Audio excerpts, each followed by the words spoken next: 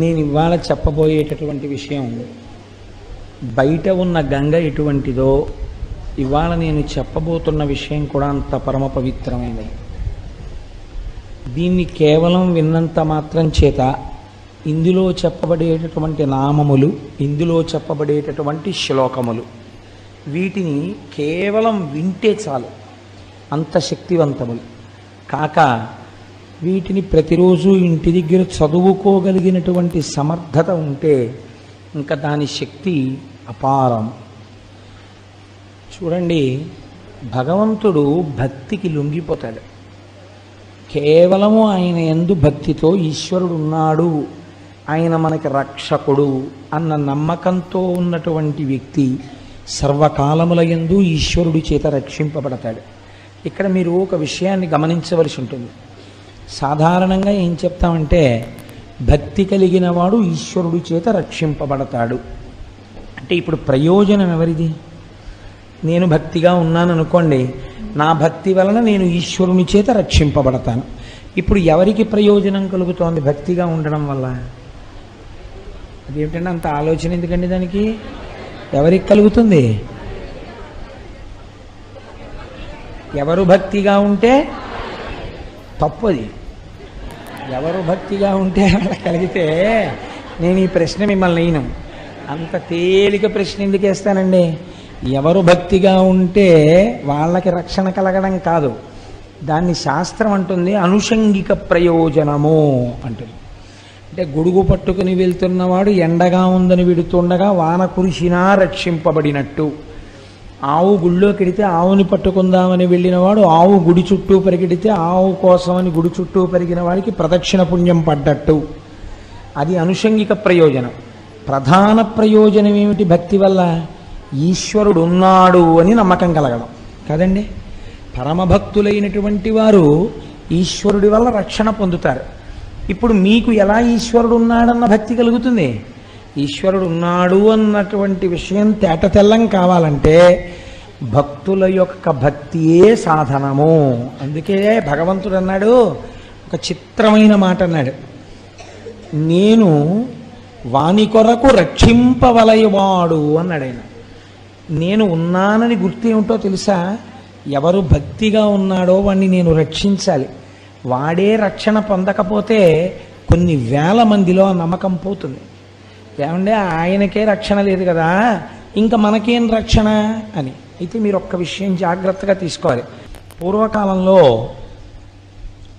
భృగువు అనబడేటటువంటి మహర్షి, కవి అని నామాంతరం ఆయనకి. ఆ భృగువుకి ఒక కుమారుడు, ఆయనకి భార్గవుడు అని పేరు. ఇలా కూడా పూర్వకాలంలో ఉండేది, వాళ్ళందరూ భార్గవులే. ఇంకా ఆయన ఆ కుమారుడి పేరు భార్గవుడు. ఆయన తల్లి పేరు ఉషన. చాలా చిత్రంగా ఉంటాయండి. ఆవిడ పేరు ఉషన. భార్య పేరు ఊర్జస్వతి. పౌరాణికంగా ఉండేటటువంటి పేర్లని మీరు తీసుకుని వాటి వెనకాతల ఉండే రహస్యం ఏమిటో, ఆ పేరు ఎందుకు పెట్టారో, ఆవిడ అలా ఎందుకు ప్రవర్తించిందో మీరు విచారణ చేస్తే అబ్బాయి ఎంత మంచి పేరులో అనిపిస్తుంది మీకు. ఈ ఊర్జస్వతి ప్రియవ్రతుని యొక్క కుమార్తె. ఈ ప్రియవ్రతుడెవరు? ఉత్తానపాదుని యొక్క సోదరుడు. మీకు ఇప్పుడు ఉత్తానపాదుడు అనేటప్పటికీ ఎవరు గుర్తు రావాలి? ధ్రువుడు జ్ఞాపకం రావాలి. అంటే ఏదో జరగబోతోంది. అంటే వంశంలో ముందు ఎక్కడికి వెడుతోంది? ఇతపూర్వం ఆకాశంలో ఒక గ్రహాలన్నీ తిరగడానికి ఆలవాలమైనటువంటి స్తంభముగా ఎవరు నిలబడ్డారో అటువంటి వాడు పుట్టిన వంశంలోని పిల్ల ఇక్కడికి వచ్చింది. ఇప్పుడు ఆవిడ కడుపున పుట్టాడు. ఇది సంస్కార బలాలంటే. ఒక్కొక్క మహాపురుషుడి యొక్క కుమార్తె, ఒక్కొక్క వంశంలోంచి వచ్చిన పిల్ల సుక్షేత్రమవుతుంది. ఆమె ఒక మహాపురుషుడికి జననమివ్వడానికి కావలసినటువంటి తేజస్సుతో కూడిన క్షేత్రం అయి ఉంటుంది. కనుక కోడల్ని ఇంటికి తెచ్చుకోవడంలో మర్యాద ఎందుకు చూసుకోవాలి, జాగ్రత్త ఎక్కడ చూడాలంటే ఇక్కడే చూడవలసి ఉంటుంది. ఇన్ని ఆలోచిస్తే అలాంటి కోడల గురించి వెతుకుతూ కూర్చుంటే పిల్లాడికి వయసు అయిపోదు కదా అని కూడా అనుమానంగా ఉంటుంటుంది నాకు ఒక్కొక్కసారి. సరే, ఇప్పుడు నాకు అంత తొందరగా అవసరం ఏం లేదనుకోండి, కాబట్టి నేను నిదానంగా ఆలోచించుకోవచ్చు, హడావిడేం లేదు. కాబట్టి ఇప్పుడు ఆమె ఊర్జస్వతి. ఊర్జస్వతి భృగువు యొక్క భార్య. ఈ ఊర్జస్వతి భృగువుల యొక్క కుమారుడు భార్గవుడు. ఈయనకి మళ్ళీ 4 కుమారులు కలిగారు ఆ భార్గవునకు. వాళ్ళ పేర్లు చండు మొదట ఆయన పేరు, అమర్కుడు రెండో ఆయన పేరు, త్వాష్ట్రుడు ఒక ఆయన పేరు. ఈ మొదటి ఇద్దరి పేర్లు విన్నప్పుడు మీకు ఏం గుర్తొస్తుంది? చండు, అమర్కుడు. వీళ్ళిద్దరే రాక్షస జాతికి అంతటికీ గురువులు. ప్రహ్లాదోపాఖ్యానంలో ప్రహ్లాదుడికి పాఠాలు నేర్పిన రాక్షస గురువులు చండు, అమర్కుడు. కాబట్టి ఇప్పుడు ఈ పైన భార్గవుడు ఎవరు మీరు పట్టేసేయగలగాలి. చండామర్కుల ఇద్దరు కూడా ఎవరి కొడుకులు? శుక్రాచార్యులు వారి కొడుకులు. ఈయనకి మరి శుక్రుడు అన్న పేరు ఎలా వచ్చింది? భార్గవుడు కదా, అంటే బిరుదునామం అయి ఉండాలి. అసలు పేరుని బిరుదునామం కప్పేసింది. అంత కీర్తి ఎక్కడి నుంచి వచ్చింది మీరు విచారణ చేయవలసి ఉంటుంది. ఇప్పుడు చండు, అమర్కుడు, త్వాష్ట్రుడు, ధరాత్రుడు 4 కుమారులు పుట్టారు.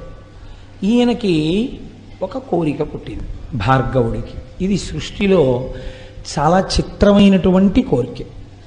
మీరు ఇతపూర్వం పురాణం విన్నప్పుడల్లా ఒక విషయాన్ని రోజు వింటున్నారు. ఎవడైనా రాక్షసులు సాధారణంగా ఏం కోరుతారు? అయ్యా నీ చచ్చిపోకూడదంటారు. నీ చచ్చిపోకూడదంటే వాడి ఉద్దేశం ఏంటంటే ఆత్మకి చావు లేదు కాబట్టి ఇంకేం చచ్చిపోకూడదు, శరీరం చచ్చిపోకూడదు అంటే బ్రహ్మగారు అంటారు అలా కుదరదు, ఇంకో మాట చెప్పండి అంటారు. అంటే వాడు ఏదో పెద్ద లిస్టు చెప్తాడు.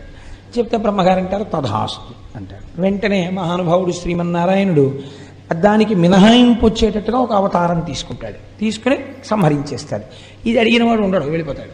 ఈ మధ్యలో కొంత అల్లరి చేస్తాడు వాడు మొదటి కన్ను ఏమిటంటే దేవలోకం మీదకి వెళ్ళిపోతూ ఉంటాడు, చేస్తుంటాడు. ఇంతే కథ, ఎక్కడికి వెళ్ళినా అంతే. కాబట్టి ఇంత తపస్సు చేసి చచ్చిపోకూడదని కోరేవాళ్ళు రాక్షసులు. ఋషులు తపస్సు చేసి ఇంకా మేము పుట్టకూడదంటారు. వాళ్ళు దీనికి విరుద్ధం అడుగుతారు, ఇంకా మేము పుట్టకూడదు. ఇంకా మళ్ళీ పుట్టడం అంటే ఏంటి? శరీరం పుచ్చుకోకూడదు. శరీరం పుచ్చుకోకూడదంటే వాళ్ళు ఏమవ్వాలి? మోక్షం పొందాలి, అంటే ఈశ్వరుల్లో కలిసిపోవాలి. వాళ్ళంటారు మాకు మళ్ళీ పుట్టుకొద్దంటారు. వీళ్ళంటారు మేము సావకూడదంటారు. సావకూడదని అడిగిన వాళ్ళు చచ్చిపోతుంటారు, పుట్టకూడదని అడిగిన వాళ్ళు పుట్టకుండా అయిపోతూ ఉంటారు కదండి. నాకు చావు పుట్టుకలతో భయం లేదన్నవాడు కూడా చావు పుట్టుకకి అతీతంగానే వెళ్ళిపోతాడు. అది విచిత్రం. శంకరాచార్యులు వారు అలాగే అడిగారు. అయితే అది ఇంకా పెద్ద స్థాయి అలా అడగడం. అసలు నిజంగా మీరు ఆ స్థాయిల గురించి వింటుంటే ఇంకా గమ్మత్తుగా ఉంటుంది. కాబట్టి ఇప్పుడు ఈయన ఈ 2 కోవలకి చెందడి భార్గవుడు. ఈయన అన్నాడు అసలు చావన్నదొకటి లోకంలో ఉంది కదా, శరీరాలు చచ్చిపోతుంటాయి కదా, ఈ చచ్చిపోయిన శరీరాన్ని వెంటనే బతికించేసే శక్తి నాకు వస్తే అనుకున్నాడు. ఇది ఎంత చిత్రమైన కోరికండి.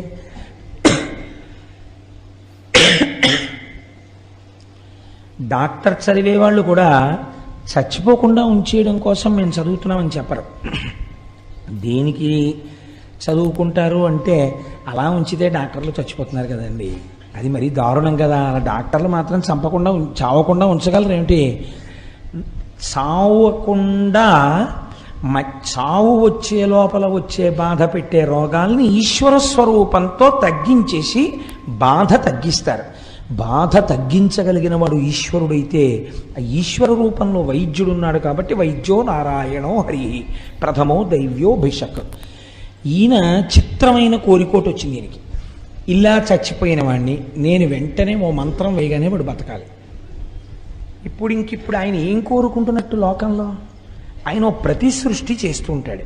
ఆయన సృష్టి క్రమంలో బ్రహ్మగారి ఇన్నేళ్ళు బతకాలి అంటే దాని ఉద్దేశం ఏంటి? ఆ తర్వాత చచ్చిపోవాలని. బ్రహ్మగారు రాసిన రాతని తిరగరాస్తాడనమాట ఈయన. ఇప్పుడు నేను ఆ స్థాయికి ఎదగాలి. నాకు మృత సంజీవని అంటే చచ్చిపోయిన శరీరాన్ని మళ్ళీ పుట్టించాలి నేను. ఎలా? మళ్ళీ ఇంకో శరీరంతో పుడితే బ్రహ్మగారి గొప్పతనం. అలా కాదు, ఏ శరీరంతో చచ్చిపోయాడో అక్కడ మళ్ళీ వాడు పుట్టియాలి. మళ్ళీ అదే శరీరంతో, అంతే వయస్సులో, అంతే ముడతలు పడిన శరీరంతో, అంత బలంతో వాడు చచ్చిపోతే మళ్ళీ అంత బలంతో వాడు పుట్టియాలి. అలా నేను చెయ్యగలనా? ఇప్పుడు ఈ కోరిక పుడితే ఆయన ఆలోచించాడు, నాకు ఈ కోరిక ఎవరు తీరుస్తారు? ఈ కోరిక తీర్చడానికి సృష్టికర్తగా ఉన్నవాడు, స్థితికర్తగా ఉన్నవాడు, ప్రళయకర్తగా ఉన్నవాడు వాడు బ్రహ్మము.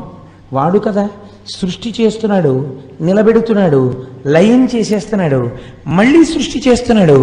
వాడు మళ్ళీ ఇంకో రూపంలో సృష్టిస్తున్నాడు ఇదే జీవుణ్ణి. కానీ ఇప్పుడు నేను ఆ బ్రహ్మము యొక్క అనుగ్రహంతో ఇంకొక మెట్టు ముందుకెళ్ళాలి. ఎలా పడిపోయిన వాడిని అలాగే మళ్ళీ పుట్టించగలగాలి, బతికించగలగాలి. ఆ శక్తి ఎక్కడి నుంచి వస్తుంది? ఇవి చేసేవాడెవడో వాడి దగ్గర నుంచే రావాలి. వాడు తొందరగా ఎక్కడ తపస్సు చేస్తే ప్రీతి పొందుతాడు? కాశీ పట్టణంలో తపస్సు చేస్తే ప్రీతి పొందుతాడు, అక్కడే ఉంటాడు. కాబట్టి నేను అక్కడికి వెడతానన్నాడు. వెళ్ళి ఇప్పుడు ఈయన కాశీపట్టణం వెళ్ళి తపస్సు మొదలెట్టాడు. ఇప్పుడు ఈయన ఎందుకు తపస్సు మొదలుపెట్టాడో శంకరుడికి తెలుసా తెలియదా? తెలుసు ఖచ్చితంగా. ఎటువంటి తపస్సు చెయ్యడం మొదలుపెట్టాడు? రాక్షసపరమైనటువంటి తపస్సు ఆయన చేయలేదండి. కాశీలో ఒక శివలింగాన్ని ప్రతిష్ఠ చేశాడు ఆయన. ప్రతిష్ఠ చేసి దానికి ప్రతిరోజు 1000 మార్లు అభిషేకం చేసేవాడు. ఒకరోజు సూర్యాస్తమయం నుంచి మరునాడు సూర్యాస్తమయం వరకు, సూర్యోదయం వరకు, సూర్యోదయం నుంచి సూర్యోదయం వరకు. ఎందుకని? ఈశ్వరుడికి షట్కాల పూజ ఉంది శివార్చనలో. కాబట్టి ఆయన సూర్యోదయం నుంచి మళ్ళీ సూర్యోదయం లోపల ఒక 1000 మార్లు అభిషేకం చేసేవాడు. అందులో తప్పకుండా ఆయన 3 వాడేవాడు. ఇదే అభిషేకానికి ఉన్న గొప్పతనం. మొదటిది పంచామృతములను వాడాడు. ఆ పంచామృతముల యొక్క శక్తే వేరండి అసలు. ఎప్పుడైనా మీకు వీలైనప్పుడు పంచామృతములు అభిషేకము అని ఒక ఉపన్యాసం చెప్తాను. పంచామృతాలు వాడాడు. 2 శుద్ధ జలం వాడాడు. ఎందుకని? పంచామృతాలు వాడాడు అంటే శుద్ధ జలం వాడాడు అని అర్థం. అభిషేకం చేసేటప్పుడు ఒక పదార్థాన్ని వాడి రెండో పదార్థాన్ని శివలింగం మీద వెంటనే పోస్తే అది అపచారం. ఒక పదార్థాన్ని పోస్తే మళ్ళీ శుద్ధ జలం పోయాలి, పోసి రెండో పదార్థం పోయాలి. పాలు పోసేసి, పెరుగు పోసేసి, తేనె పోసేసి అలా అభిషేకం చేయకూడదు. పాలు పోస్తే నీళ్లు పోయాలి. అందుకే శుద్ధ జలంతో ఒక పాత్ర పక్కన పెట్టుకోవాలి, ఒక పెద్ద బిందె, దాని దగ్గర ఒక చెంబు పెట్టుకుని పాలు పోసి నీళ్లు పోయాలి. అందుకే కదా నిన్న పొద్దున్న అభిషేకం చేసేటప్పుడు ప్రతి పదార్థానికి మళ్ళీ శుద్ధ జలంతో చేశాను. కాబట్టి అలా మార్చి చేస్తారు. కాబట్టి ఇప్పుడు పంచామృతములతో అభిషేకం అంటే మధ్యలో తప్పకుండా ఏది వాడబడింది? శుద్ధ జలం వాడబడింది. దానితో పాటు ఈశ్వరుడు చాలా తొందరగా ప్రీతిపాత్రుడై 10 మందిని బతికించేటట్టుగా, అంటే కడుపున పుట్టినటువంటి వాళ్ళు ఇబ్బంది లేకుండా సంతోషంగా ఆయురారోగ్యాలతో ఉండాలంటే గంధోదకంతో అభిషేకం చేయాలి. అందుకని గంధోదకాన్ని వాడాడు. ఎందుకు వాడాలి? 10 మంది చచ్చిపోయిన వాళ్ళని మళ్ళీ బతికించాలనుకుంటున్నాడు. అప్పుడు వాళ్ళందరూ తనకి బిడ్డల పట్ల మళ్ళీ పుట్టిన వాళ్ళు, ఇప్పుడు ఇంత శక్తి కావాలి కాబట్టి గంధోదకం వాడాడు. ఎంత గమ్మత్తో చూడండి, ఇంత శాస్త్రీయమైన అభిషేకం చేశాడు. దీనికి ఆయనకి ఇంకొక వేరే వ్యాపకం లేదు. ఏమిటో తెలుసా అండి? ఈ 1000. మీరు ఇందులో ఒక పెద్ద రహస్యాన్ని కనిపెట్టండి. ఇలా చేసేటప్పుడు భార్గవుడు పరమశివుణ్ణి అభిషేకానంతరం అర్చన చెయ్యాలి. మళ్ళీ లఘువుగానైనా సరే పొడిగా తుడిచేసి వస్త్రం కట్టి అభిషేకం చెయ్యాలి, అర్చన చెయ్యాలి. ఈ అర్చన చేసేటప్పుడు ఆయన కొన్ని పువ్వులు వాడాడు. ఇందులో నేను మీకు చెప్తాను, మనకి బాగా అందుబాటులో ఉన్నప్పటికీ మనం ఎప్పుడూ పరమశివుణ్ణి అసలు వాటితో అర్చన చేయము. కారణమేమి? మనకి పౌరాణిక జ్ఞానము లేకపోవటయే. మనకి తెలీదు. ఎంతసేపు పళ్ళరసాలు తెస్తాం కానీ అసలు శివుడికి వీటితో చేస్తే తొందరగా ప్రీతిపాత్రుడవుతాడని మనకి తెలియదు. ఇప్పుడు వినండి ఆ జాబితా. సంపంగి పూలు చేస్తామనుకోండి, పోని ఉమ్మెత్త పూలు తక్కువ, గన్నేరు పూలు వాడుతుంటారు, తామర వాడతాం, కొండగోగు తక్కువ, జాజి వాడతాం, కడిమి పువ్వు దొరకడం కూడా చాలా కష్టం. కడిమి పువ్వు సాధారణంగా వాడడం. అలాగే పొగడ పువ్వు వాడుతూ ఉంటారు, కలువ పువ్వు వాడుతూ ఉంటారు, మల్లె పువ్వు వాడతారు, కమలములు వాడతారు, సురపొన్న పూలు అక్కడక్కడ వాడతారు, దర్భాగ్రములు ఇవాళ మేము అభిషేకం చేస్తున్నామండి, అభిషేకం తర్వాత అర్చన చేయడానికి దర్భాగ్రములు సిద్ధం చేసుకున్నాము అన్న వాళ్ళ ఎంతమంది ఉన్నారో నాకు చూపించండి. శివాభిషేకం చేసిన తరువాత కొత్త దర్భలు తీసుకొచ్చి వాటి తలుక చివుర్లు తుంపి ఒక ఆకులో వేసుకుని చక్కగా శివనామాలు చెప్తూ ఆ దర్భాగ్రములతో పూజ చేయాలి శంకరుడికి. ఎందుకు చెప్పండి అలా పూజ చేయడం? దాని వెనకాతల ఒక పెద్ద రహస్యం ఉంది. ఒక మంత్రం చెప్తుంటారు. ఆ మంత్రం చెప్పినప్పుడు గడ్డిపరకని అలా ముట్టుకుంటే, గడ్డిపరక అంటే దర్భ, ఆ దర్భని ఇలా ముట్టుకుంటే సర్వ పాపములు నశించిపోతాయి. అందుకే సీతమ్మ తల్లి రావణాసురుడితో మాట్లాడేటప్పుడు గడ్డిపరకని పెట్టడానికి కారణం అది. పరపురుషుడు కామంతో చూస్తున్నవాడు రాక్షసుడు భర్త పక్కన లేనప్పుడు ఆయనతో మాట్లాడుతోంది కాబట్టి ఆ పాపం పోవడం కోసమని గడ్డిపరక పెట్టి మాట్లాడేది ఆవిడ. కాబట్టి దర్భాగ్రములు, మామిడి చిగుళ్ళు తీసుకొచ్చి శివలింగానికి పూజ చేయాలి. మామిడి చిగుళ్లతో పూజ చేశామండి. నాకు తెలిసి సభలో, నాకు తెలిసి ఉండొచ్చు మహాత్ములు, కానీ చాలా మార్లు దగ్గరగా ఇప్పటికే 100 మాటలు 200 మాటలు దాటిపోయిందేమో నాకు తెలిసి లక్షపత్రి పూజ చేస్తుంటారు. వెంకయ్యమ్మ గారు ఈ సభలో ఉన్నారా?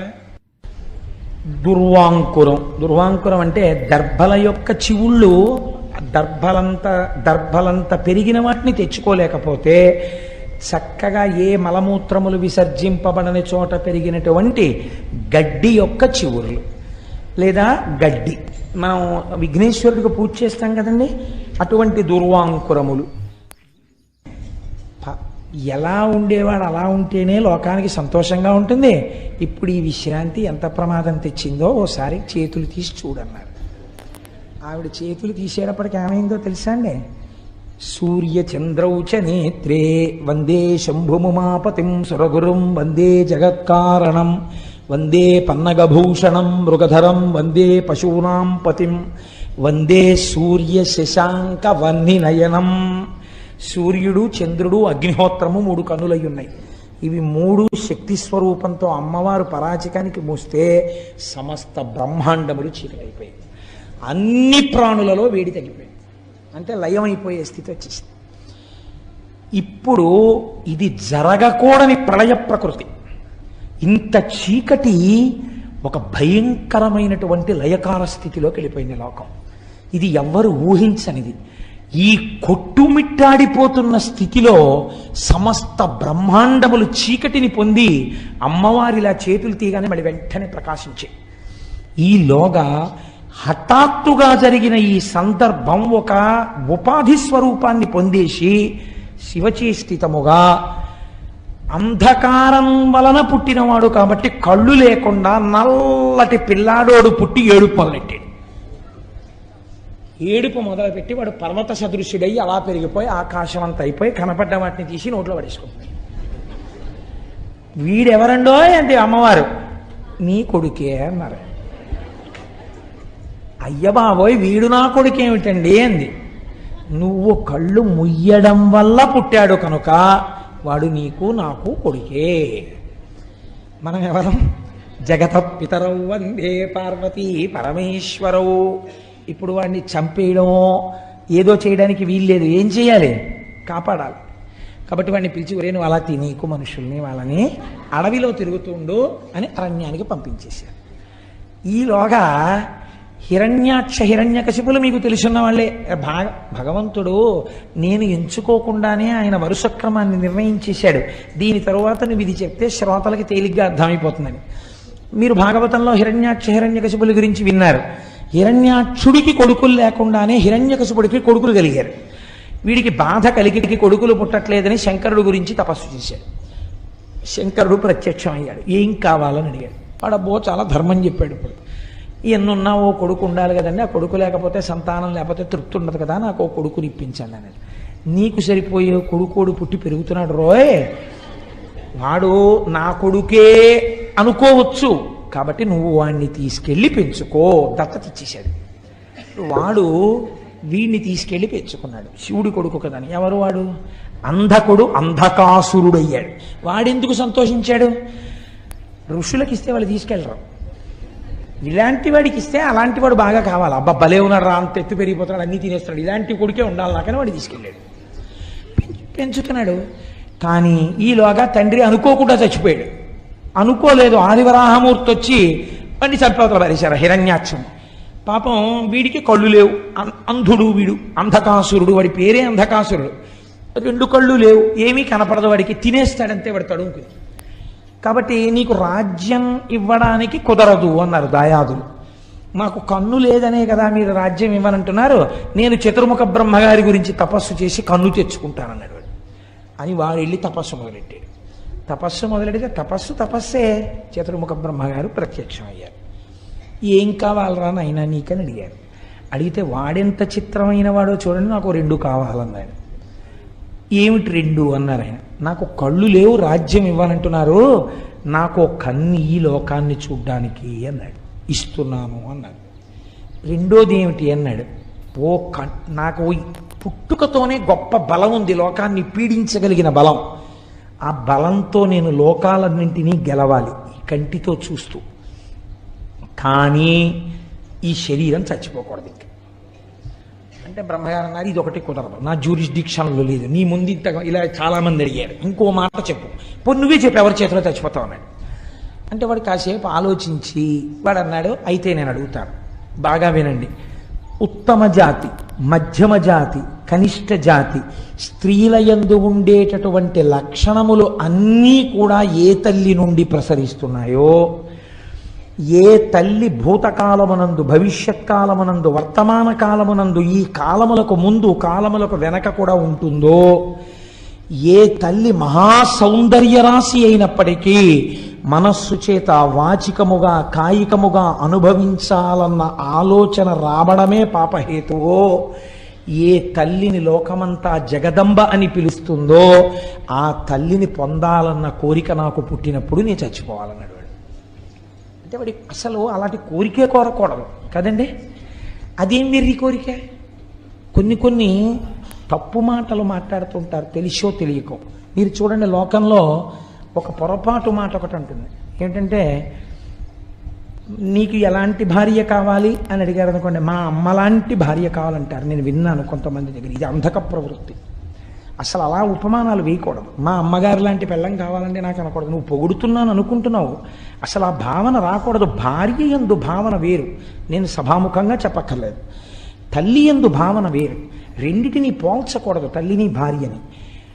మీరు చక్కగా వినయ విధేయతలతో మా నాన్నగారిని మా అమ్మగారు ఎలా అనువర్తిస్తుంటారో అనువర్తించుట యందు అటువంటి వినయ బుద్ధి కలిగినటువంటి భార్యని మా అమ్మ తప్పకుండా నిర్ణయించగలదు, మా నాన్నగారు.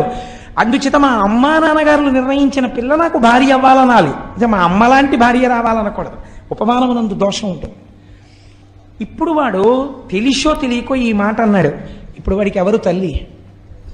అమ్మవారే తల్లి వాడికి. శంకరుడు చెప్పేశాడు కదా. ఇప్పుడు అంటే వాడు ఏం కోరుకున్నాడు? తన తల్లి యందు తనకు మోహం పుట్టాలని కోరుకున్నాడు. తథాస్తు అన్నారు బ్రహ్మగారు. ఇప్పుడు ఏమవుతుంది? అదే జరుగుతుంది. ఒకనొకనాడు వీడి భటులు వెళ్ళారు. మందరగిరి పర్వత గుహలో కూర్చుని శంకరుడు తపస్సు చేసుకుంటున్నాడు. పార్వతీదేవి ఉపచారాలు చేస్తుంది. ఆవిడ్ని చూశారు, ఆయన్ని చూశారు. ఈ తపస్సు చేసుకునేవాడికి ఇంత అందమైన భార్య ఎందుకు, మనకు అంధకాసురుడికి అయితే బాగుంటుందని వాడికి చెప్పారు. వాడు కబురు చేశాడు, నీ భార్యను నాకు ఇచ్చి నువ్వు తపస్సు చేసుకోవడానికి వెళ్ళిపో, లేకపోతే చంపేస్తానన్నాడు. శివుడు అన్నాడు, నేను నిన్ను చంపేస్తాను తప్ప నీ చేతిలో నేను చచ్చిపోలేను. ఇలా కనపడుతున్నానని అలా అనుకుంటున్నావేమో, నేను యుద్ధానికి వస్తే చాలా తేడాగా ఉంటుంది. కాబట్టి అబ్బాయి నువ్వు ఇటువంటి మాటలు మాట్లాడరాదు. వాడికి ఇది అర్థం కాలేదు. అర్థం కాకపోతే శంకరుడప్పుడు తపస్సులో ఉన్నాడు. ఆయనకి తెలుసు వీడి యందు ఈ లక్షణము బాగా గట్టిపడాలి. గట్టి పడితే వీడు చచ్చిపోతాడు. కాబట్టి ఇప్పుడు ఆయన అన్నారు, ఏమిటి అల్లరంతాను నీ కోసం వాళ్ళు వస్తూ ఉండడం ఏమిటి, వాళ్ళేమో నిన్ను భారీగా పొందాలనుకోవడం ఏమిటి, నన్ను అడుగుతూ ఉండడం ఏమిటి, నేను ఇక్కడ కూర్చోవాలంటే తపస్సు పాడైపోతుంది, నేను ఇంకో చోటుకి వెళ్ళిపోయి 1000 ఏళ్ళు తపస్సు చేసుకుంటాను, నీ పాటలేవో నువ్వు పడనని వెళ్ళిపోయాడు. అంటే భార్యను వదిలేశాడని మీరు అనుకుంటున్నారా? కాదు. ఆయనకి తెలుసు వాడి పాపం పండడానికి తను మధ్యలో ఉండకుండా చూపు వాడు చూసి వాడు చచ్చిపోవాలి. కాబట్టి ఇప్పుడు ఆ అంధకాసురుడు అమ్మవారి కోసం అని చెప్పి యుద్ధం మొదలెట్టాడు. దేవతలందరూ అమ్మవారి పక్షం, రాక్షసులందరూ వాళ్ళ పక్షం. ఇది మీరు చాలా జాగ్రత్తగా వినండి సుమా. యుద్ధం జరిగింది. 1000 ఏళ్ళు అయిపోయింది యుద్ధంలో. అయిపోతే శంకరుడు తిరిగి వచ్చాడు. ఏమి ఇంకా అవలేదా, ఈ గొడవ తేలలేదా, ఇంకా వాడేం అయిపోలేదా అన్నాడు. ఇంకా అవలేదు, అవుతోంది గొడవ, యుద్ధం జరుగుతోంది మా మధ్య అన్నాడు. ఇంతలో ఒక చిత్రం జరిగింది. విఘసుడు అని ఒక రాక్షసుడు బయలుదేరాడు. వాడు నందీశ్వరుడి దగ్గర నుంచి చతుర్ముఖ బ్రహ్మగారి వరకు దేవతలందరినీ మింగేశాడు. వాడు నోట్లో పడేసుకుని. ఇప్పుడు వాళ్ళందరూ వాడి కడుపులోకి వెళ్ళిపోయారు. ఏడి నందీశ్వరుడు అని అడిగాడు ఆయన. మింగేశాడు విఘసుడు అన్నాడు.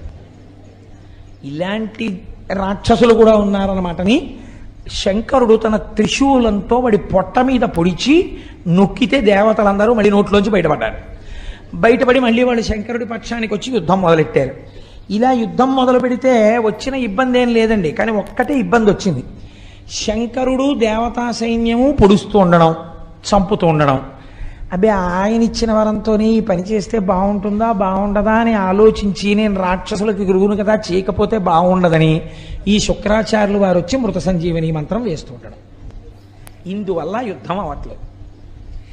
ఎంతమందిని చంపినా మళ్ళీ తెల్లవారేటప్పటికి అటెండెన్స్ రిజిస్టర్లో అన్ని పేర్లు ఉంటున్నాయి. మళ్ళీ వచ్చేస్తున్నారు యుద్ధానికి. పురే వీళ్ళందరినీ నేను చంపేశాం కదరా, మళ్ళీ వచ్చేస్తున్నారు ఏమిట్రా అంటే, దర్శనం చేసుకున్న వాళ్ళే మళ్ళీ దర్శనానికి వచ్చేస్తున్నారేమోనయ్యా, ఇంతమంది ఉన్నారు ఏమిటన్నారు మన స్వామి గారు. అలా ఇదేమిటి ఇలా వచ్చేస్తున్నారు, విషయం ఏమిటన్నాడు తెలియనట్టు శంకరుడు. అంటే కింకరుడు అన్నాడు ఆయన దగ్గర ఉన్నవాడు, శుక్రాచార్యుల వారికి మీరు ఉపదేశం చేసేసారు కదా మహానుభావ, ఆయన మళ్ళీ బతికించేస్తున్నాడు. ఎక్కడున్నాడు శుక్రుడు అన్నాడు.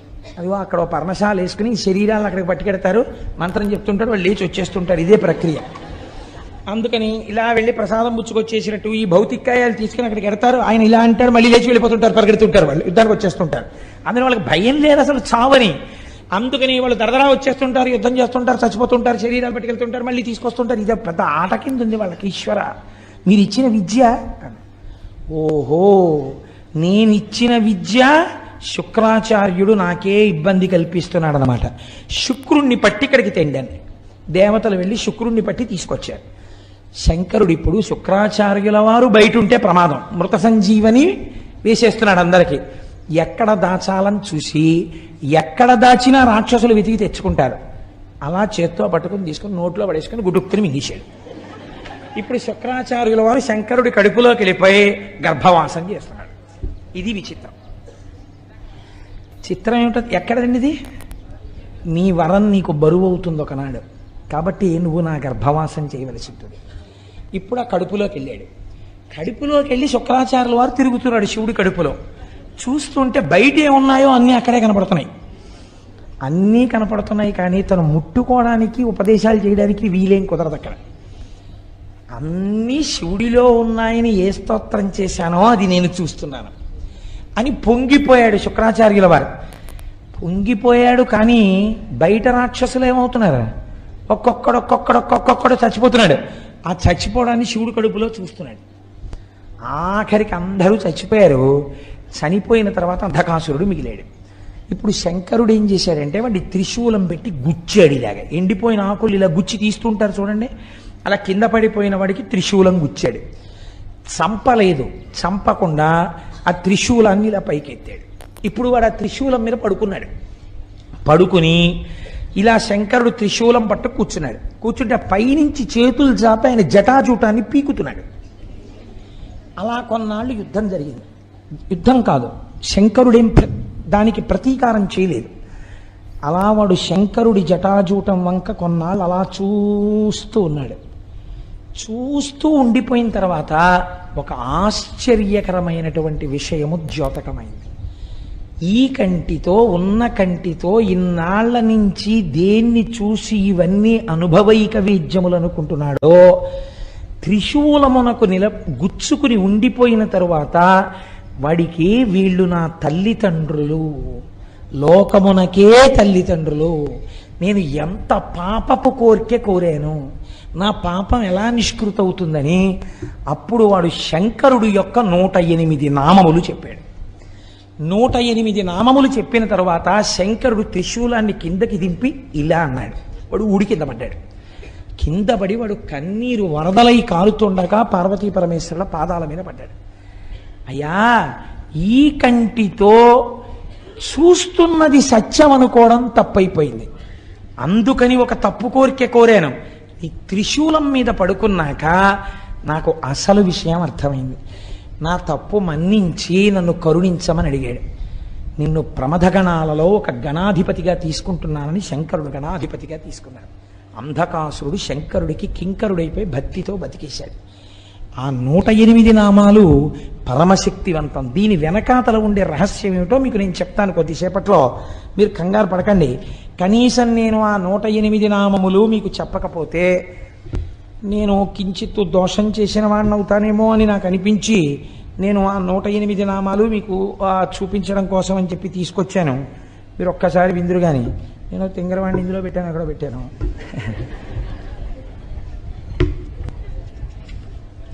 మీరు భక్తి శ్రద్ధలతో 108 నామాలు వినండి చాలు, నమస్కరిస్తూ. అలా చెప్తే ఏమైందో నేను తర్వాత చెప్తాను. అందుకే కొన్ని కోట్ల కోట్ల కోట్ల జన్మల తర్వాత తప్ప ఇవి వినరు అంది శాస్త్రం. ఇవి చదవరు. ఈ నామాలండి ఇంట్లో కూర్చొని చదువుకుంటే చాలు, అంత శక్తివంతాలు. ఎందుకని? త్రిశూలం మీద పడుకుని చెప్పాడు ఆయన ఈ 108 నామాలు. అవి మహాదేవుడు, విరూపాక్షుడు, చంద్రశేఖరుడు, అమృతుడు, శాశ్వతుడు, స్థాణువు, నీలకంఠుడు, పినాకి, వృషభాక్షుడు. అంటే వృషభము మీద కూర్చుని ఉండేవాడు కాబట్టి వృషభాక్షుడు, మహాజ్ఞేయుడు, పురుషుడు, సర్వకామదుడు, కామారి, కామదహనుడు, కామరూపుడు, కపర్ది, విరూపుడు, గిరిశుడు, భీముడు, సృక్కి, రక్తవస్త్రుడు, యోగి, కామదహనుడు, త్రిపురఘ్నుడు, కపాలి, గూఢవ్రతుడు, గుప్తమంత్రుడు, గంభీరుడు, భావగోచరుడు, అణిమాది గుణాధారుడు, త్రైలోక్యైశ్వర్యదాయకుడు, వీరుడు, వీరహనుడు, ఘోరుడు, విరూపుడు, మాంసలుడు, పటువు, మహామాంసాదుడు, ఉన్మత్తుడు, భైరవుడు, మహేశ్వరుడు, త్రైలోక్యద్రావణుడు, బుద్ధుడు, లుబ్ధకుడు, యజ్ఞసూదనుడు, ఉన్మత్తుడు, కృత్తివాసుడు, గజకృత్తి పరిధానుడు, క్షుబ్ధుడు, భుజంగభూషణుడు, దత్తాలంబుడు, వీరుడు, కాశినీ పూజితుడు, అఘోరుడు, ఘోరదైత్యఘ్నుడు, ఘోరఘోషుడు, వనస్పతి రూపుడు, భస్మాంగుడు, జటిలుడు, శుద్ధుడు, భేరుండక తసేవితురు, భూతేశ్వరుడు, భూతనాథుడు, పంచభూతాశ్రితుడు, ఖగుడు, క్రోధితుడు, విష్ణులుడు, చండుడు, చండీశుడు, చండికాప్రియుడు, చండుడు, తుంగుడు, గరుత్మంతుడు, అసవభోజనుడు, లేలిహానుడు, మహారౌద్రుడు, మృత్యువు, మృత్యు అగోచరుడు, మృత్యువు, మహాసేనుడు, శ్మశానవాసి, అరణ్యవాసి, రాగస్వరూపుడు, విరాగస్వరూపుడు, రాగాంధుడు, వీతరాగ శతార్చితుడు, సత్వగుణుడు, రజోగుణుడు, తమోగుణుడు, అధర్ముడు, వాసవానుజుడు, సత్యుడు, అసత్యుడు, సద్రూపుడు, అసద్రూపుడు, అహేతుకుడు, అర్ధనారీశ్వరుడు, భానువు, భానుకోటి శతప్రభుడు, యజ్ఞస్వరూపుడు, యజ్ఞపతి, రుద్రుడు, ఈశానుడు, వరదుడు, నిత్యుడు, శివుడు. ఇవి 108 నామములు. త్రిశూలం మీద పడుకుని ఆయన చెప్పినటువంటి పరమపావనమైన నామములు. ఇందులో ఉండేటటువంటి రహస్యాన్ని మీరు అర్థం చేసుకోండి.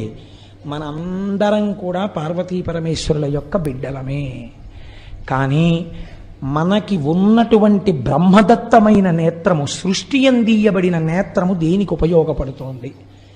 నన్ను మీరు క్షమిస్తే కామక్రోధములను అనుభవించడానికి. నామరూపాత్మకంగా లోకంలో మీకు బాగా ఇష్టమనిపించినది కామం తెచ్చి ఇంట్లో పెట్టడానికి, దాన్ని అనుభవించడానికి.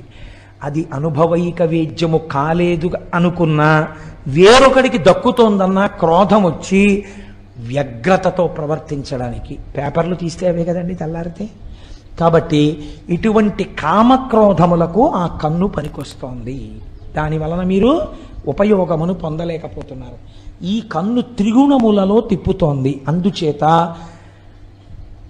ఎటువంటి స్థితిని పొందుతున్నాం మనం అంటే, కామమునకు వశులమై హద్దులేని స్థితిని పొందడమే ఆయన అడిగినటువంటి వరం.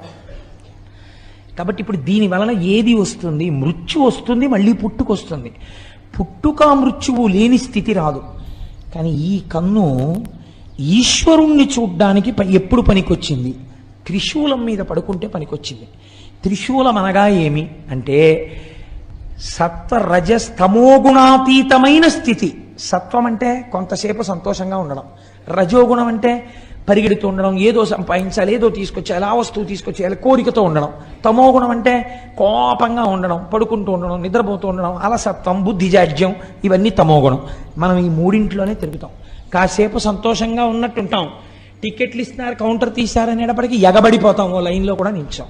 అప్పుడు మనని రజోగుణ ప్రకోపం, అక్కడే దెబ్బలాడుకోవడం తమోగుణ ప్రకోపం. ఆ తర్వాత మై కట్టుకుని ఎవరో అరిస్తే లైన్లో నించోవడం సత్వగుణం. కాబట్టి ఏమైంది? నిన్న దెబ్బలాడుకున్న వాళ్ళే మర్నాడు పూజకు పట్టుపంచ కట్టుకుని వచ్చి ఎంతో భక్తి ప్రపత్తులతో పూజ చేస్తాడు. ఏమనుకోవాలి? సత్వగుణం. మీరు కావలసిన కోరిక కోరుకోండి అని అనడమే భయం. నీ పాదముల యందు అచంచలమైన భక్తి నిమ్మనడం, ఏదో కోరికలు కోరుతాడు. రజోగుణం. ఈ మూడు గుణములలో తిరగకుండా మూడు గుణములకు ఆధారమైనటువంటి నిర్గుణం ఒకటి ఉన్నదే, అది శుద్ధ సత్వమును కూడా దాటిన స్థితి, అది త్రిశూలం.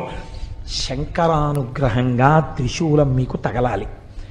ఈశ్వరుడు అనుగ్రహించాడు, తగిలించాడు. తగిలించి పైన పెట్టాడు, దృష్టికోణం మారిపోయింది. ఆ కంటితోనే చూస్తున్నాడు, కానీ ఇప్పుడు ఎలా కనపడ్డారు? తల్లిదండ్రులుగా కనపడ్డారు.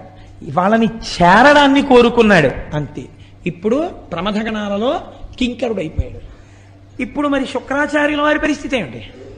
ఆయన లోపల కూర్చున్నారు గర్భంలో, యుద్ధం అయిపోయింది, చూస్తున్నారు అన్ని చక్కగా లైవ్ టెలికాస్ట్ టీవీలో చూసినట్టు చూస్తున్నారు. ఓర్నాయనో నేను ఎవరి కోసం అందరినీ బతికించానో ఆ అంధకాసురుడు శివుడు ప్రమథగణాల్లోకి వెళ్ళిపోయాడు. ఇప్పుడు యుద్ధం లేదేం లేదు, బయటంతా ప్రశాంతం. ప్రారంభమైనప్పుడు ఎంత వానో, ఉపన్యాసం అయిపోయేటప్పటికి అంత తగ్గిపోయినట్టు, కథా ప్రారంభంలో ఎంత అల్లరో కథ చివరికి అంత ప్రశాంతం అయిపోయింది. నేను మాత్రం కడుపులో ఉండిపోయాను. ఎలా? ఇప్పుడు ఆయనకి ఇబ్బంది పట్టుకొచ్చింది. ఇబ్బంది పుట్టుకుంటే ఆయన ఒక చిత్రమైనటువంటి పని చేశాడు. ఇప్పుడు శివగర్భమునందు వాసము చేసి శివగర్భములో తిరిగి తిరిగి ఆ కడుపులోంచి బయటికి రావాలనుకున్నాడు. బయటికి రావాలని ఆయన ఒక గొప్ప స్తోత్రం చేశారండి శుక్రాచార్యుల వారు. శాస్త్రం అంటుంది, ఈ స్తోత్రం చదివిన, ఈ స్తోత్రం విన్నా అటువంటి వాళ్ళందరూ ఈ జన్మలో మళ్ళీ శంకరుణ్ణే చేరుతారు అని చెప్పింది. కాబట్టి అంత పరమ పవిత్రమైనటువంటి స్తోత్రము. మీరు ఆ స్తోత్రాన్ని అవధరించండి. ఆయన లోపల కూర్చుని రకరకాల తత్వానుసంధానంతో శంకరుణ్ణి పిలిచాడు పేర్లతో. ఆయన అన్నాడు, ఓం నమస్తే దేవేశాయ. ఎవరైనా ఎదురుగుండా కూర్చుని చేస్తారు, ఈయన ఎక్కడ చేస్తున్నాడు? ఆయన కడుపులోనే కూర్చుని చేస్తున్నాడు, ఆయనకి వినపడతాడు. ఓం నమస్తే దేవేశాయ సురాసుర నమస్కృతాయ భూత భవ్య మహాదేవాయ హరిత పింగళ లోచనాయ బలాయ బుద్ధిరూపిణే వైయాఘ్రవసనచ్ఛదాయ ఆరణేయాయ త్రైలోక్య ప్రభవే ఈశ్వరాయ హరాయ హరినేత్రాయ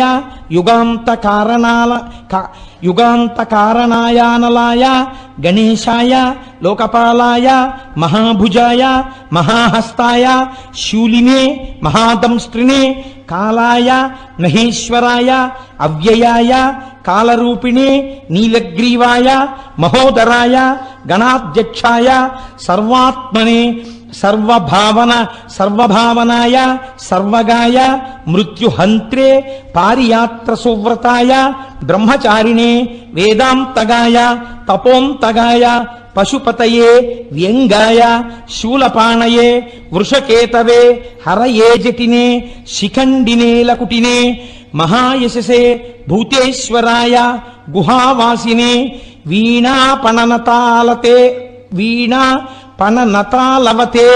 అమరాయ దర్శనీయాయ బాలసూర్య నిభాయ శ్మశానవాసినే భగవతే ఉమాపతయే అరిందమాయ భగస్యాక్షిపాతినే.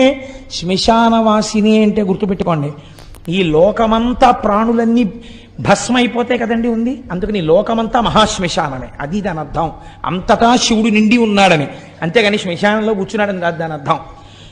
ఒకవేళ ఉన్న అందరూ వదిలి వెళ్ళిపోయే చోట ఆయన ఒక్కడే ఉన్నాడు మనకి స్వాగతం చెప్పి కౌగిలించుకోవడానికి. కాబట్టి శ్మశానవాసిని భగవతే ఉమాపతయే అరిందమాయ భగస్యాక్షిపాతిని పూష్టో దశనాశనాయ క్రూర కర్తకాయ పాశహస్తాయ ప్రళయకాలాయ ఉల్కాముఖయాగ్నికేతవే మునయే దీప్తాయ నిశాంతపతయే ఉన్మయతే జనకాయ చతుర్థకాయ లోకసత్తామయాయ వామదేవాయ వాగ్దాక్షిణ్యాయ వామతో భిక్షవే భిక్షురూపిణే జటినే స్వయం జటిలాయ శక్రహస్త ప్రతిస్తంభకాయ వసూనాం స్తంభకాయ క్రతవే క్రతుకరాయ కాలాయ మేధావినే మధుకరాయ చలాయ వానస్పత్యాయ వాజసనేతి సమాశ్రయ పూజితాయ జగద్ధాత్రే జగత్కర్త్రే పురుషాయ శాశ్వతాయ ధ్రువాయ ధర్మాధ్యక్షాయ త్రివర్త్యమనే భూతభావనాయ త్రినేత్రాయ బహురూపాయ సూర్యాయుత సమప్రభాయ దేవాయ సర్వతూర్య నినాదినే సర్వబాధా విమోచనాయ బంధనాయ సర్వధారిణే ధర్మోత్తమాయ పుష్పదంతయాపి భాగాయ ముఖాయ సర్వహరాయ హిరణ్యస్రవసే ద్వారిణే భీమాయ భీమపరాక్రమాయ ఓం నమో నమో నమో నమో నమస్తే నమః అని శంకరుడి కడుపులో కూర్చుని శంకరుణ్ణి ఉద్దేశించి స్తోత్రం చేశాడు. శంకరుడు ఎంత ప్రీతి పొందాడంటేట, ఒక్కొక్క నాడు తండ్రికి కొడుకు ఇబ్బందికరంగా పరిణమిస్తాడు. అయినా నువ్వు నా కుమారుడవి, నిన్ను నా గర్భవాసం చేయించాను, హద్దు లేకుండా వరాన్ని ఉపయోగించడం ఎంత ప్రమాదానికి వెడుతుందో తెలుసుకున్నావు కదా. దీనివల్లే కదండి తర్వాత కచదేవయానులది కూడా వచ్చింది. మళ్ళీని ఆఖరికి ఎక్కడికి వెళ్ళిపోయింది శుక్రాచార్యుల వారి కథ. ఆయన శిష్యుణ్ణి కాల్చి బూది చేసి బతికిస్తాడేమోనని ఆయనతో తాగించేశారు. మళ్ళీ కూతురు కోసం ఆ కచుణ్ణి బతికించవలసి వస్తే కడుపులో ఉన్నటువంటి వాడికి ఉపదేశం చేసి బయటికి వచ్చాక నేను చచ్చిపోతాను రా, మళ్ళీ నువ్వు నన్ను బతికించని చెప్పవలసి వచ్చింది. కోరరాని కోరికలు కోరి తెచ్చుకుంటే బరువై కూర్చుంటాయి. కాబట్టి అయినా రక్షణ పొందాడంటే దేనివల్ల తెలుసా అండి? శివకుమారుడిగా బతకడం వల్ల. కాబట్టి ఇప్పుడు శంకరుడు అన్నాడు ఈ స్తోత్రానికి మెచ్చుకుని, నిన్ను నా కుమారుడిగా బయటికి తెప్పిస్తాను. సాధారణంగా లోకమునందు ఒక పురుషుని యొక్క తేజస్సు హృదయస్థానము నుండి కదిలి కుమారుడిగా మారడానికి ఆ తేజస్సు వెడుతుంది. కాబట్టి నువ్వు కూడా అలాగే కదిలి అటువంటి మూత్రావయవము నుంచి బయటపడేదవుగాక అని శుక్రకణం ఎట్నుంచి వస్తుందో అటువైపు నుంచే బయటపడేటట్టుగా విసర్జించాడు. ఉత్పత్తి యందు శుక్రకణం వెళ్ళేటటువంటి ఆ నాళంలోంచి బయటికి వచ్చి శివుడి యొక్క కుమారుడు కలిగితే ఏ నాళములోంచి బయటికి రేతస్సు వెళ్ళాలో అలా బయటపడినవాడు. కాబట్టి ఈశ్వర శుక్రనాళములోంచి బయటికి వచ్చిన మహాపురుషుడు కనుక, అటువంటి వాడు సృష్టిలో ఇంకొకడు లేడు కనుక భార్గవుడన్న పేరు పక్కకెళ్ళిపోయింది, శుక్రాచార్యుడన్న పేరు ప్రకాశించింది. అప్పుడు మహానుభావుడు అంత స్థితిని శుక్రాచార్యుల వారు పొందారు. పొంది ఈ లోకమునంతటినీ ప్రకాశింపచేసి అంధకాసుర వృత్తాంతం ద్వారా మనందరికీ కూడా మన దృష్టికోణమునందు రావలసినటువంటి మార్పు, మనం కోరరాని కోరికలు కూడా కోరినా ఈశ్వరుడు భక్తికి లొంగుతాడు. కానీ అవి కొన్నిసార్లు ఇబ్బందుల వైపుకి తీసుకెడతాయి. కాబట్టి అన్నిటికన్నా గొప్ప కోరిక ఒక్కటే, ఈశ్వర నీ పాదముల యందు నిశ్చలమైన భక్తిని నాకు కృప చెయ్యి. హాయిగానండి చిన్నతనంలో తండ్రి గారి వేలు పట్టుకుని అమ్మ చెయ్యి పట్టుకుని యాత్రలకి వెళ్ళినటువంటి రోజుల అందం మీరు పెద్దవారు అయిపోయిన తర్వాత ఇంకుందనుకుంటున్నారా? లేదు. మీ కాటేజీకి మీరు పరిగెత్తాలి, మీరు రైలు దిగాలి, మీ పెట్లు మీరు చూసుకోవాలి, ఎవరి మీదో విసుక్కోవాలి.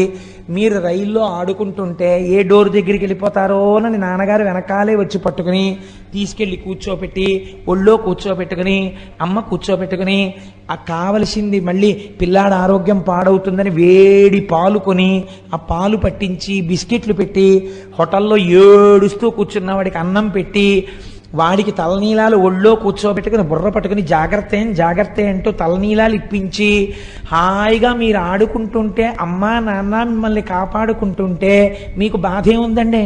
వెనక అన్నిటికీ వాళ్ళు ఉన్నారు. మీకు ఇంత జ్వరం వస్తే మొక్కడానికి వాళ్ళు ఉన్నారు, పూజలు చేయడానికి వాళ్ళు ఉన్నారు. వాళ్ళు ఉండగా మీకు భద్రత, రక్షించే వాళ్ళు వెనకాలంటే మీకు భద్రత. మీ అంతటా మిమ్మల్ని మీరు రక్షించుకోవడానికి మీరు కోరికలు కోరుకుని ఆ కోరికలు మిమ్మల్ని రక్షిస్తాయి అనుకోవడం భద్రత.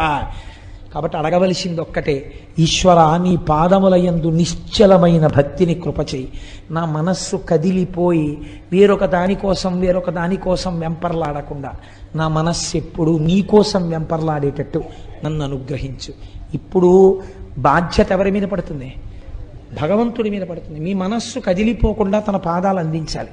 కాబట్టి మిమ్మల్ని ఆయన రక్షించుకుంటాడు. అందుకే శంకరులు అంటారు, ఎప్పుడు అడగవలసినా మనం ఒక్కటే అడగాలి, ఈశ్వర మీ పాదముల యందు చెక్కు చెదరని నిశ్చల భక్తిని కృప చెయ్యి.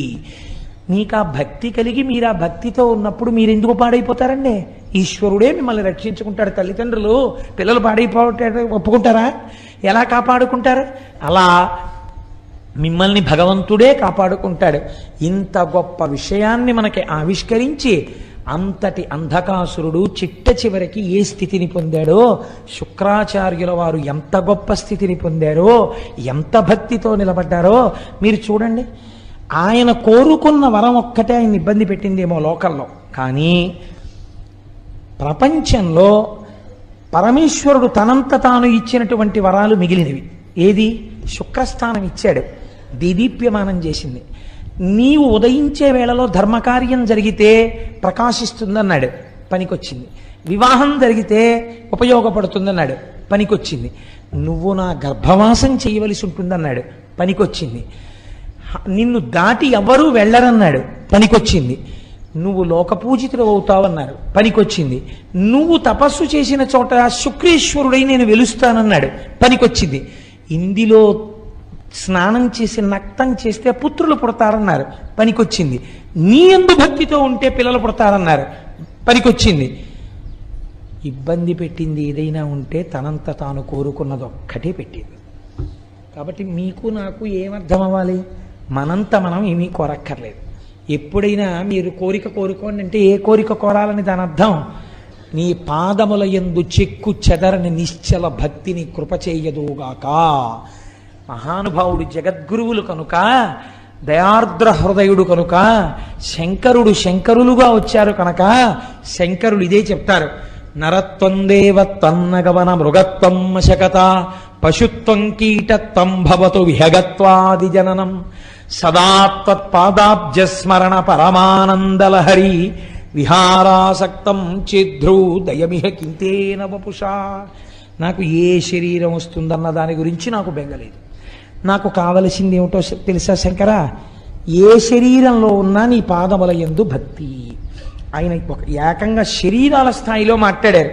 దూర్జట అన్నాడు, లోకుల్నంగని మెచ్చని ఎలుగని లోలోన నిందించని చీకాకున్బడని మహాత్ముడనని జేలొగ్గని మూకీభావమునం తిట్టని త్రోయని నీ కారుణ్యము కలిగి ఉండినను అంతే చాలునో శంకరా అన్నాడు. ఇవి మనం నేర్చుకోవలసినవి. ఆయన అనుగ్రహం ఉందా? పవి పుష్పంబగు అగ్ని మంచగు నాకోపారం భూమి స్థలంబగు శత్రుండతిమిత్రుడవు విషము దివ్యాహారమౌ నిన్నగా అవనీ మండలి లోపలం శివ శివేచ్ఛాభాషనోల్లాసకిన్ శివా నీ నామము సర్వవశ్యకరమౌ శ్రీకాళహస్తీశ్వర. మీరు తెలిసో తెలియకో ఆ నామాన్ని రాసేటప్పుడు కాయిక కైంకర్యం అవుతుంది. చెయ్యి పట్టుకుంటుంది, కాళ్ళు రాయడానికి వీలుగా కూర్చుంటాయి, శరీరం వంగుతుంది, కళ్ళు చూస్తాయి, పెన్నుని వేళ్ళు పట్టుకున్నాయి, శ్రీ శివ అని లోపల ఉచ్చరిస్తున్నారు. పైకి అంటే ఫలితం తక్కువ, లోపలంటే ఫలితం ఎక్కువ. కాబట్టి ఇప్పుడు పైకి అనకుండా శ్రీ శివ శ్రీ శివ అనుకుంటూ రాస్తున్నారు. లోపలంటున్నారు మానసిక వాచిక కాయిక కైంకర్యములు 3 జరిగిపోయాయి. ఇప్పుడు ఒక్క శ్రీ శివ పుస్తకంలో ఎంత శక్తి ఉంది! అలాంటివి ఒక 5 కోట్ల శ్రీ శివ పుస్తకం తయారై ఒక స్తూపంలో పెట్టామనుకోండి, ఇప్పుడు ఆ స్తూపం ఏమవుతుందో తెలుసా అండి? అపారమైన శక్తికి కేంద్రం అయిపోతుంది. ఇప్పుడు ఇది ఎవరికి పనికి వస్తుంది? ఎవరు రాశారో తెలియదు, పుస్తకాలన్నీ లోపల ఉన్నాయి. ఊళ్ళో ఎవరికైనా ఇబ్బంది వచ్చిందనుకోండి, వెళ్ళి ఆ శివస్తూపం చుట్టూ ప్రదక్షిణం చేస్తారు. శక్తికి ఒక లక్షణం ఉంటుంది, అది ప్రసరణం జరుగుతుంది. ఇప్పుడు విద్యుత్ ఉందనుకోండి, పరిగెడుతుంది ప్రవాహం. ఇప్పుడు ఆ లోపల ఉన్న శక్తి పైకి తరంగముల కింద వ్యాప్తి చెంది ఉంటుంది. మీరు ఆ తరంగములలోకి వచ్చి నిలబడి తిరుగుతున్నారనుకోండి, ఏ ఆలోచన చేస్తే మీకు ఆ కష్టం పోతుందో అలా కష్టం పోయే శక్తి అందులోంచి మీ మనస్సులోకి ప్రవేశించి ఆ నిర్ణయం వేపకు బుద్ధిని మారుస్తుంది. కాబట్టి ఊళ్ళో ఉన్న వాళ్ళని రక్షించుకోవడానికి పరమాత్మ పేరు రాసి స్తూపం కట్టుకోవాలి కదా. రామనామం ఎంత గొప్పదో శివనామము అంతే గొప్పది. శివుడు రాముడని రెండు లేవుగా, ఇప్పుడేగా విన్నారు మీరు. మహానుభావుడు చేసినటువంటి స్తోత్రం. ఆ శుక్రాచార్యుల వారు గరుత్మంతుడవు కూడా నువ్వే అని చెప్పారు. ఉన్నది ఒక్కటే పదార్థం. ఈనాడు మనకి నామం రాసే అవకాశం వచ్చింది, రాశాం. ఈశ్వరుడు అటువంటి ప్రచోదనం ఇచ్చాడు. మళ్ళీ ఎప్పుడైనా మనకు అవకాశం వస్తే రామకోటి కూడా రాసి రామనామాలకు స్తూపం కడదాం. మనకి రామనామం మీద పరమ ప్రీతి. రామనామం అంటే పొంగిపోతాం. మనకేం శివనామమే రాయాలి, రామనామం రాయకూడదని మనకేమి భేషజాలు లేవు. ఇవాళ ఈశ్వరుడు మనకు ఆ ప్రచోదనం ఇచ్చాడు, శివనామం రాస్తున్నాం. రేపు ఈశ్వరుడు మళ్ళీ ప్రచోదనం ఇస్తే ఈ స్తూపం కాదంటే రామనామ స్తూపం కూడా కడదామండి అని మీ అందరూ సంతోషపడ్డారనుకోండి. నిన్న ఎందరో ప్రాంగణంలో కూర్చుని శ్రీ శివ రాస్తుంటే ఎంత సంతోషించానో నేను. ఎంత చక్కగా వీళ్ళందరూ ఆ పుస్తకాన్ని టైం వేస్ట్ అవ్వకుండా ఎలా రాసుకుంటున్నారా అనిపించింది. చక్కగా ఆ పుస్తకాలన్నీ స్తూపంలో వేస్తాం. ఇవాళ ఈశ్వరుడు ఆలోచన ఇచ్చాడు. ఏమో ఒకనాటికి ఈ దేవాలయ ప్రాంగణం ఎక్కడెక్కడ కోరికలు తీరని వాళ్ళు కాకినాడ వెళ్ళి అయ్యప్ప స్వామి గుడి ప్రాంగణంలో రామకోటి స్తూపం, శివకోటి స్తూపం, కృష్ణకోటి స్తూపం, అంబాకోటి స్తూపం, అన్ని స్తూపాలు ఉన్న ఏకైక దేవాలయం కాకినాడ అయ్యప్ప గుడి. వెళ్ళి ప్రదక్షిణాలు చెయ్యండి అని పిల్లల్ని పంపుతారేమో. పంపి పిల్లలు కూడా ప్రదక్షిణాలు చేసి శివస్తూపానికి, శక్తి స్తూపానికి, రామస్తూపానికి ప్రదక్షిణం చేసి వచ్చి పెళ్లిపీటల మీద కూర్చోండని, లేకపోతే పసుపు బట్టలు కట్టుకోగానే ఇక్కడికి తీసుకొచ్చి స్తూపాలకి ప్రదక్షిణాలు చేసే రోజులు దగ్గరలో ఉన్నాయేమో. ఎంతమంది పసుపు బట్టలతో రావాలో ఈ గుడికి రాబోయే కాలంలో. కనుక మనందరం వినడం, చక్కగా దాన్ని ఆచరణలో పెట్టుకోవడం. మీరు విన్నారు కదా ఇప్పుడు శివానుగ్రహం అంటే ఎలా ఉంటుందో, శుక్రుడు ఏ స్థాయికి వెళ్ళగలిగాడు. అంధకాసురుడు సావవలసిన వాడు ప్రమదగణాల్లోకి వెళ్ళిపోయాడు. అది ఏ దృష్టికోణం మారడం వల్ల అటువంటి శాశ్వతత్వాన్ని పొందాడో అది మనం గ్రహించవలసినటువంటి నీతి. గ్రహించి ఆచరణాత్మకం చేసుకున్న నాడు మనం ధన్యులం అవుతాం. మనకి అటువంటి శక్తి ఈశ్వరుడి నిర్హేతుక కృపా కటాక్ష వీక్షణముల చేత ఆయన మనకిచ్చి రక్షించుగాక అని ప్రార్థన చేస్తూ రేపటి రోజున కూడా ఒక మహోత్కృష్టమైనటువంటి విషయాన్ని ఆవిష్కరించే ప్రయత్నం చేస్తాను. మంగళాశాసనపరై మదాచార్య పురోగమై సర్వైశ్చ పూర్వైరాచార్యై సత్కృతాయాస్తు మంగళం.